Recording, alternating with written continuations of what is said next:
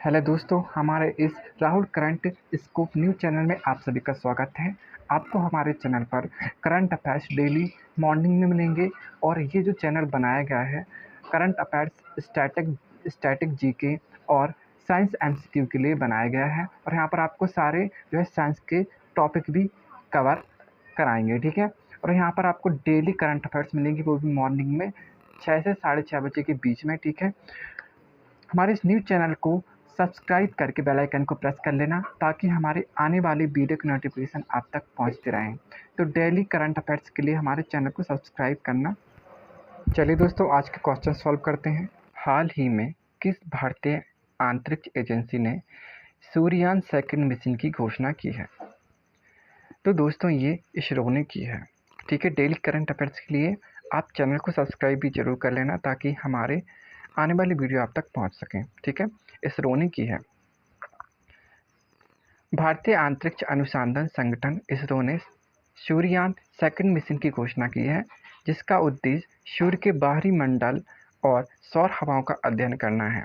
तो इसका ये पॉइंट है दोस्तों, इसको जरूर नोट कर लेना। इसका उद्देश्य क्या है? सूर्य के बाहरी वायुमंडल और सौर हवाओं का अध्ययन करना है। यह मिशन आदित्य L1 का अगला संस्करण होगा और भारत सौर भौतिक में प्रगति को दर्शाता है ये। तो very very most important question है। एग्जाम के पॉइंट ऑफ व्यू से देखें तो इसरो के जितने भी क्वेश्चन हैं दोस्तों, मैं आने वाली वीडियो में आपको करा दूंगा, क्योंकि इन्हीं से क्वेश्चन जो है बनेंगे आपके। तो ये इसके जो शॉर्ट आंसर टाइप क्वेश्चन ही बनते हैं दोस्तों, जैसे कि सूर्ययान सेकंड मिशन किसने लॉन्च किया? तो दोस्तों आपको याद रखना है, ये जो है इसरो ने लॉन्च किया है। यह मिशन किस ग्रह के लिए है? तो ये जो मिशन है दोस्तों सूर्य ग्रह के लिए है। आदित्य L1 किससे संबंधित है? तो ये सूर्य का अध्ययन करना इससे संबंधित है। सूर्ययान सेकंड किस मिशन का अगला संस्करण है? तो ये भी आदित्य L1 से है। तो आपको ये अच्छे से जो है रिवाइज कर लेना है, क्योंकि शॉर्ट आंसर टाइप क्वेश्चन में इस टाइप के क्वेश्चन बन जाते हैं। इसरो का पूरा नाम क्या है? Indian scope research organisation. तो यह है इसरो का पूरा नाम।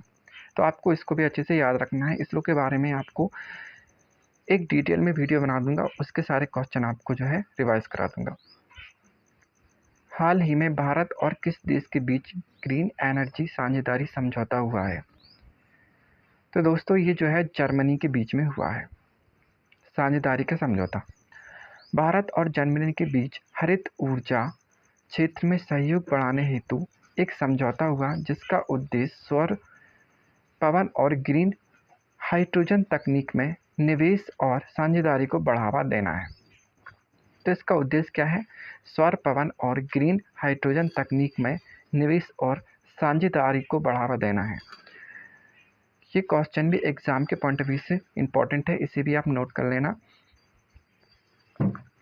तो ये कहाँ हुआ था? जर्मनी में हुआ था, ठीक है। तो अब चलिए इसके शॉर्ट आंसर टाइप क्वेश्चन देख लेते हैं। भारत ने किस देश से ग्रीन एनर्जी समझौता किया? तो अभी बताया मैंने, जर्मनी से किया। यह समझौता किस देश से संबंधित है? यह हरित ऊर्जा से संबंधित है। ग्रीन हाइड्रोजन किससे बनता है? यह पानी के इलेक्ट्रोलिसिस से बनता है। आपको याद रखना, ये आ सकता है ग्रीन हाइड्रोजन किससे बनता है? यह पानी के इलेक्ट्रोलिसिस से बनता है। भारत में राष्ट्रीय हाइड्रोजन मिशन कब शुरू हुआ था? तो ये 2021 में शुरू हुआ था। भारत जर्मनी के प्रधानमंत्री कौन हैं? तो भारत के तो नरेंद्र मोदी हैं, जर्मनी के ओलाफ सोल्ज हैं। तो ये भी आपको याद रखना है, ठीक है। ये शॉर्ट आंसर टाइप क्वेश्चन में पूछ लिए जाते हैं। तो चलिए दोस्तों नेक्स्ट क्वेश्चन की तरफ बढ़ते हैं। भारत डिजिटल स्वराज योजना 2025 किसने लॉन्च की है? तो ये केंद्र सरकार ने लॉन्च की है।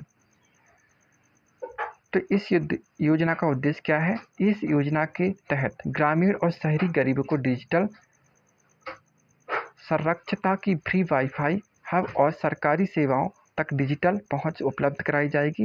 इसका उद्देश्य डिजिटल समानता लाना है, ठीक है। इसमें क्या फ्री वाईफाई रहेगा, जिससे सेवाओं तक डिजिटल पहुंच उपलब्ध कराई जाएगी, जिससे डिजिटल समानता लाना है इसका उद्देश्य, ठीक है। शॉर्ट आंसर टाइप क्वेश्चन देख लेते हैं। भारत डिजिटल स्वराज योजना किसने शुरू की है? तो ये केंद्र सरकार ने की है। यह योजना किससे संबंधित है? ये डिजिटल सशक्तिकरण से संबंधित है।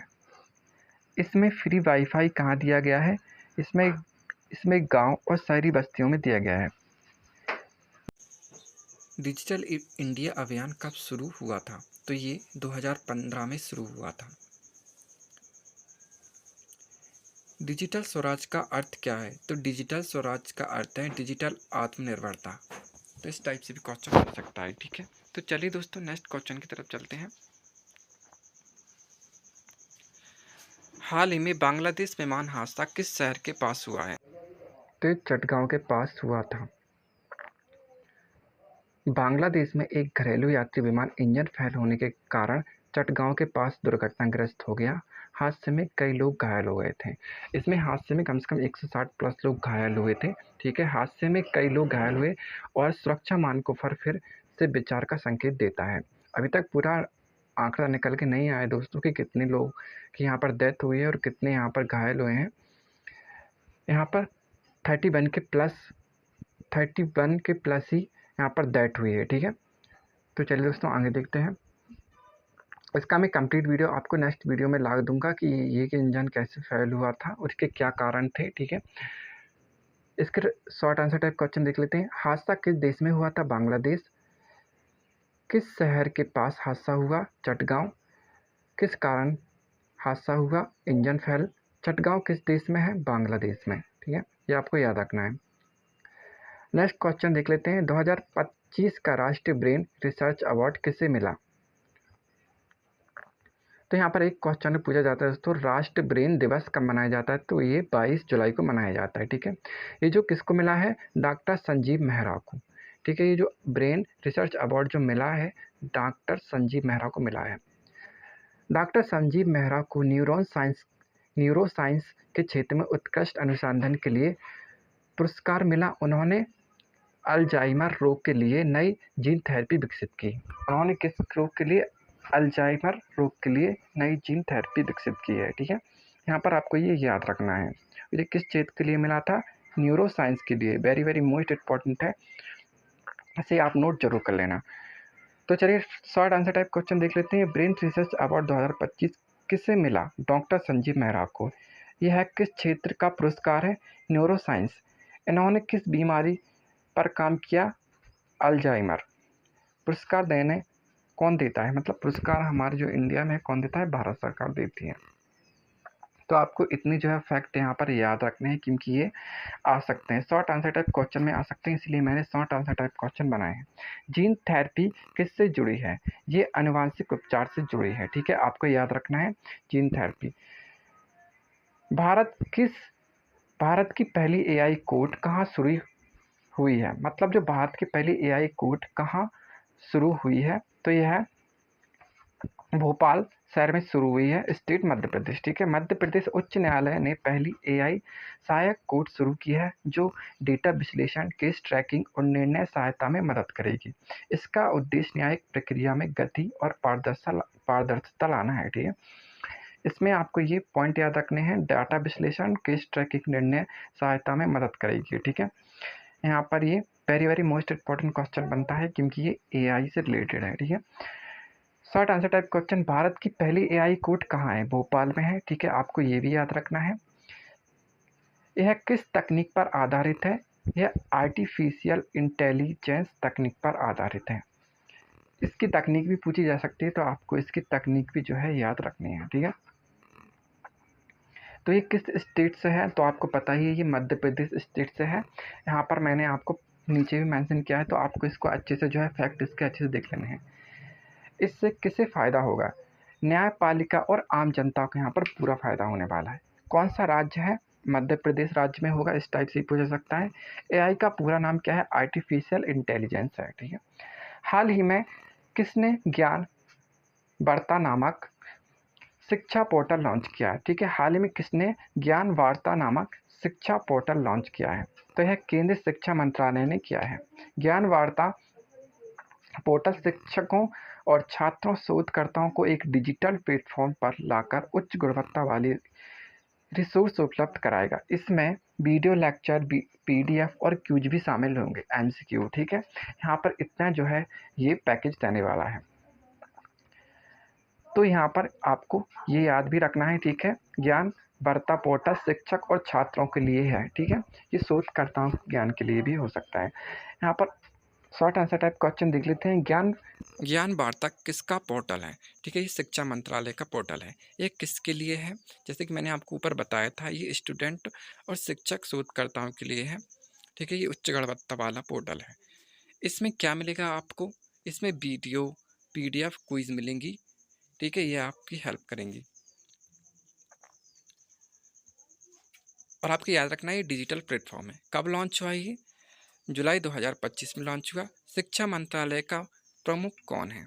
तो यहाँ पर धर्मेंद्र प्रधान है। ठीक है, इसे भी आपको अच्छे से याद रखना है। चलिए दोस्तों, नेक्स्ट क्वेश्चन की तरफ बढ़ते हैं। मिशन जल संरक्षण 2040 का उद्देश्य क्या है? भारत को जल आत्मनिर्भर बनाना। इसका उद्देश्य क्या है? भारत को जल आत्मनिर्भर बनाना। ठीक है, इस मिशन के तहत वर्षा जल संचयन, ग्राउंड वाटर रिचार्ज और जल शुद्धिकरण तकनीकों को बढ़ावा दिया जाएगा। इससे ग्रामीण और शहरी दोनों क्षेत्रों में लागू किया जाएगा। ठीक है, इसे कहाँ? ग्रामीण और शहरी दोनों क्षेत्रों में जो है जारी किया जाएगा। अब शॉर्ट आंसर टाइप क्वेश्चन देख लेते हैं दोस्तों, किस टाइप के क्वेश्चन बन सकते हैं। वैसे तो व्याख्या में मैंने सब दे दिया है। ठीक है, मिशन जल संग्रहण कब तक लागू है? ये 2040 तक लागू है। ठीक है, ये भी आपको याद रखना है, ये आपको पूछा जा सकता है। इसका उद्देश्य क्या है आपको पता ही है। किसने शुरू किया था? भारत सरकार ने। क्या इसमें जल शुद्धिकरण शामिल है? हाँ है। वर्षा जल संचयन क्या है? बारिश का पानी संचित करना। ठीक है, नेक्स्ट क्वेश्चन की तरफ चलते हैं। स्टार्टअप सम्मान, जो यहाँ पर स्टार्टअप सम्मान 2025 किसको मिला? ठीक है, ये जो मिला है एग्री नेस्ट सोल्यूशन को मिला है। ठीक है, आपको ये याद रखना है, very very most important question है। एग्री नेस्ट ने एआई आधारित कृषि सलाह प्रणाली विकसित की है, जो किसानों को मौसम, बीज, फल और बाजार की जानकारी देती है। इनके नवचार को सहारा देती है। ठीक है, सराहा देती है, सहारा देती है। स्टार्टअप सम्मान किसको मिला? ये एग्री नेस्ट को मिला है। यह किस क्षेत्र का स्टार्टअप है? कृषि। यह कौन सी तकनीक इस्तेमाल करता है? एआई। पुरस्कार कौन देता है? उद्योग मंत्रालय। इसमें किसानों को मदद मिलती है यहाँ पर डिजिटल कृषि सलाह। ठीक है, यहाँ पर डिजिटल कृषि सलाह मिलती है। हाल ही में किस भारतीय राज्य ने फ्री एआईएस कोचिंग योजना शुरू की है? तो ये दोस्तों तमिलनाडु ने की है। Very very most important question है। तो ये तमिलनाडु ने योजना स्टार्ट की। ठीक है, तमिलनाडु सरकार ने गरीब और पिछड़े वर्ग के छात्रों के लिए मुफ्त एआईएस कोचिंग की योजना शुरू की, जिसमें आवास, स्टडी मटेरियल और टेस्ट सीरीज भी शामिल है। मतलब जो आईएएस कोचिंग के लिए योजना शुरू की है, जिसमें क्या है? स्टडी मटेरियल, टेस्ट सीरीज भी शामिल है। शॉर्ट आंसर टाइप क्वेश्चन भी देख लेते हैं। ठीक है, फ्री आईएएस योजना किस राज्य ने शुरू की थी? तमिलनाडु ने। यह किसके लिए है? गरीबी छात्रों के लिए है। यह योजना कब शुरू हुई? तो ये योजना 26 जुलाई 2025 को शुरू हुई। तमिलनाडु के मुख्यमंत्री कौन है? के स्टालिन है। ठीक है, ये भी आपको याद रखना है। ठीक, शॉर्ट आंसर टाइप क्वेश्चन हैं ये। शॉर्ट आंसर टाइप क्वेश्चन में भी आ सकते हैं। ठीक है, भारत का सबसे बड़ा इलेक्ट्रिक बस डिपो कहाँ बना है? ये नोएडा में बना है। ठीक है, ये नोएडा में बना है। नोएडा में बना यह डिपो 300 से अधिक इलेक्ट्रिक बसों को चार्ज और पार्क कर सकता है। इसका उद्देश्य पब्लिक ट्रांसपोर्ट को पर्यावरण अनुकूल बनाना है। ठीक है, तो ये क्या कर सकता है? 300 से अधिक इलेक्ट्रिक बसों को चार्ज और पार्क कर सकता है। इसका उद्देश्य पब्लिक ट्रांसपोर्ट को पर्यावरण अनुकूल बनाना है। अब शॉर्ट आंसर टाइप क्वेश्चन देखते हैं। सबसे बड़ा इलेक्ट्रिक बस डिपो कहाँ है? नोएडा में है। किस राज्य में है ये? यूपी में है, मतलब उत्तर प्रदेश में है। ये भी आपको याद रखना है। कितनी बसें हैं इसमें? 300 प्लस। उद्देश्य क्या है इसका? Green transport. यह किस मंत्रालय से जुड़ा है? सड़क परिवहन मंत्रालय से जुड़ा है। ठीक है, दोस्तों ये थे टॉप 11 क्वेश्चन आज के 23 जुलाई 2025 के करंट अफेयर्स के। तो ये जो मैंने सॉल्व करा दिए, अब रोज़ आपको जो है 6 बजे वीडियो इसका मिल जाएगा, ठीक है। अब 24 जुलाई का वीडियो आपको कल सुबह 6 बजे मिलेगा। तो दोस्तों वीडियो कैसा लगा, चैनल को सब्सक्राइब जरूर करना। मेरा ये फर्स्ट वीडियो था, अगर फर्स्ट वीडियो में कोई भी गलती हो तो इसके लिए मैं माफ़ी चाहता हूँ। और इन क्वेश्चन को आप रिवाइज जरूर कर लेना दोस्तों, ठीक है। इनमें से तीन चार क्वेश्चन आपके पक्के हैं एग्ज़ाम में आने के लिए। ये सभी कॉम्पिटिटिव एग्ज़ाम के लिए है और तैयारी करते रहिए। Best of luck. Thanks for watching my video.